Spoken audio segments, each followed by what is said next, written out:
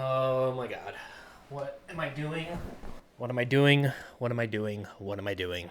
So, ladies and mental gin, howdy. It is your boy, Rower Rowdy McDowdy, once again. And well, if you've thought I've made bad decisions in the past, well, I'm about to crank up the intensity to maximum overdrive. Because this weekend, I'm going to be attempting the Ultimate Gran Turismo 7 Challenge. It's been done by a few people before, but not to the level that I'm going to do it. I'm going to be attempting the Nurburgring 200 lap challenge against GT Sophy. And I'm going to be driving the entire thing with this on. That is over 27 hours of racing in VR. I have officially gone totally insane. So I have actually been wanting to try this challenge for a while. It's just my schedule never really lined up for it. But I have been preparing for this all week, and I'm pretty sure by this weekend I am going to be ready to do it. I do have one concern about it though, and that is my internet. My internet is absolutely terrible, and I would not be surprised if it goes down once, twice, maybe even a few times during this race. So other than actually finishing the race itself in one sitting without going to bed, that is one concern that I do have about it.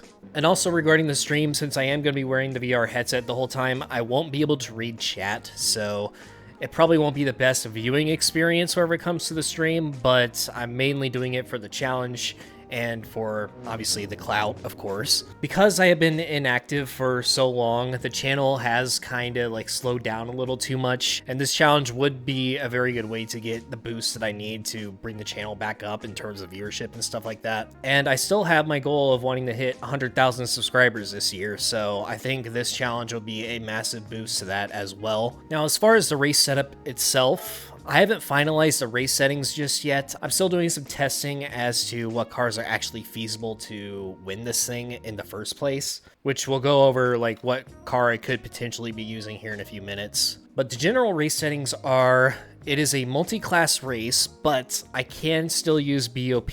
Apparently, BOP now only affects the group category cars, so if I have some tuned street cars in there, BOP is not going to affect those. So that will make sure that all the cars are performing the way they are supposed to. Boost will be turned off because I have been doing some testing with the boost, and it seems like they have fixed it for custom races, which is nice. With weak and strong boost, I was not able to build a gap more than 1.5 seconds, and anytime I would fall back behind the leader, then I would get a massive boost and I would be back up on their tail before like one lap. So yes, I have been testing this out. No boost is actually no boost now, so there's that. Slipstream strength will be set to real, mechanical damage light, and tire wear, this might change depending on my testing, but so far the plan is to have 1x tire wear and 1x fuel. I might turn tire wear off if I need to, because for some reason, Sophy seems to have more grip on racing hards than I do on racing mediums. Even though they don't take the best lines and they kind of break a little too early. Their pace is still like a little too slow as far as like compared to a real player. But for some reason, them driving on racing hards, they still have more grip than I do on racing mediums. So I don't know what the deal is with that. Refueling speed will be 10 liters per second. Grip reduction off track is set to real, so we will be having dirty tires in this. Now, even though I am setting it to custom weather, Sophy can't actually drive in the rain yet, so rain is going to be impossible during this race, which whenever it comes to the overall length of the race itself is a good thing for me, so I won't have to be dealing with torrential rainfall or anything like that. This is going to be the current grid lineup. This is subject to change depending on what cars I want to swap out or what car I want to drive, of course, but it is a multi-class race. There will be 8 Group 3 cars, 8 Group 4 cars, and 4 random ones. I might turn it into 6 Group 4 cars and 6 random cars. If you guys have any good street cars, or if you guys have any good random cars that I should throw in here just for the lulz, you can see I have a Lemons Volvo 240. I have the iconic Herbie the Love Bug. Ryan Cooper's 180SX I might have to swap out because right now it has the R35 GTR swap on it and it's a little too fast. And if another 180SX does not show up into the used showroom before the race starts, then I'm probably gonna have to pick a different car. And I threw in one old school American Muscle race car in there because it's cool.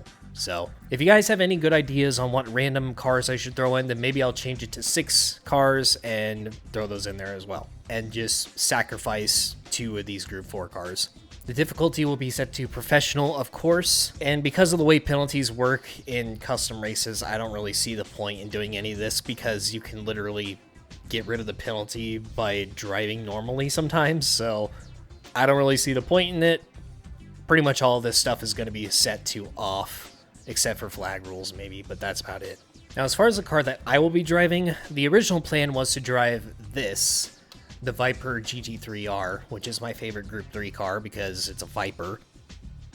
Duh. But the problem with this car is that it's not the fastest thing around the ring, and it's not really good on fuel either. So if I want to squeeze out 10 lap stints, I would have to shift this at 6k RPM, which is, even though this is a short shifter, that is a little too low. So I'll probably only drive this if I decide on doing 0x tire wear and just run racing softs the entire race. Another potential car I could be driving is the old reliable Porsche 911 RSR. This is probably the Group 3 car that I drive the most, and it's the one I'm most used to. I really like the way it handles, but it is kind of like a cliche, obvious choice to use for a race like this, so I kind of want to just change things up. So if all else fails, then I'll probably be using this car. I also have been recommended this car as well, so even though I really don't like the way this car looks and I don't really drive it that much, I am going to get a little bit of practice with it and see how it drives. So the M6 is a potential car that I could be using, probably with just a different livery than what's shown here right now. And I also have been recommended to try this car as well, the BMW Z4 GT3. Now, I literally have never driven this car outside of the, I believe it was the Tokyo Expressway, circuit experience. But I have been told it is pretty good on fuel and easy to drive, which is very important for me personally, because when that 10, 15, 20 hour mark hits, I'm going to be very fatigued and it's going to be a lot easier to make mistakes. So a car that is easy to drive is definitely going to be a big help, which is why I'm absolutely not even considering using cars like the Audi R8 LMS Evo, the GR Supra, or God forbid, this absolute turd bucket of a car. I hate this thing. It's got a really cool livery on it, but this car sucks, and I hate it so much. So, this is... no. I would love to drive this because of the livery, but it's just a terrible car. I hate it with every fiber of my being. But yeah, that's pretty much it. This weekend, 200 laps of the Nurburgring against Sophy in a VR headset. What am I doing with my life? So hopefully the stream will be set up to where even though I won't be able to see chat 24/7, I'll have some way of being able to either take a peek at the chat every now and then whenever I'm on the straight. I know I'll have text-to-speech for super chats and stuff, so I won't miss any of those. And I'm also thinking of doing a Spotify music listening party type thing. I don't remember what it's called exactly, but I think that'll be kind of fun. And maybe I'll hop into a voice chat with some homies and stuff like that, just to hopefully prevent me from going clinically insane. And so that's pretty much it.